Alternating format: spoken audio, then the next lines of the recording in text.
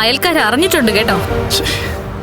അവരാ എന്നോട് ഈ വിവരമൊക്കെ വിളിച്ച് പറഞ്ഞത്. ആകെ നാണക്കേടായി.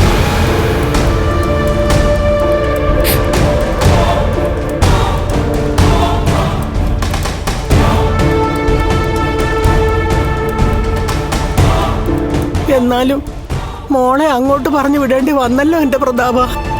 അല്ലാതെ നമ്മൾ എന്ത് ചെയ്യും അമ്മേ? എനിക്ക് ജയിലിൽ കിടക്കാൻ വയ്യെന്ന് പറഞ്ഞ് നിലവിളിക്കുന്നത് അമ്മ തന്നെയല്ലേ? അത് പിന്നെ ജയിലിൽ കിടക്കാൻ ആരെങ്കിലും ആഗ്രഹിക്കോടാ? അതും ഈ പ്രായത്തില്. നിന്നെ എന്നെയൊക്കെ തലയിലെടുത്ത് വെച്ചോണ്ട് നടന്നതാ മോള്.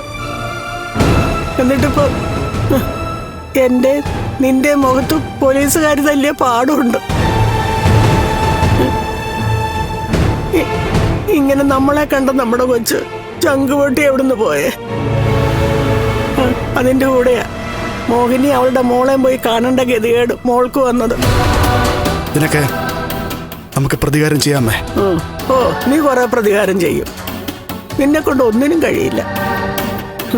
പഴയ പ്രതാപനാണ് ഇങ്ങനെയൊക്കെ പറഞ്ഞിരുന്നെങ്കിൽ കേൾക്കാനൊരു സുഖമെങ്കിലും ഉണ്ടായേനെ. ഇപ്പൊ നീയും ആ മേഘനും ഒക്കെ കണക്കാ. തല്ലുകൊള്ളാൻ വേണ്ടി രണ്ട് ജന്മങ്ങള്. അങ്ങനെ പറയുന്ന ശരി.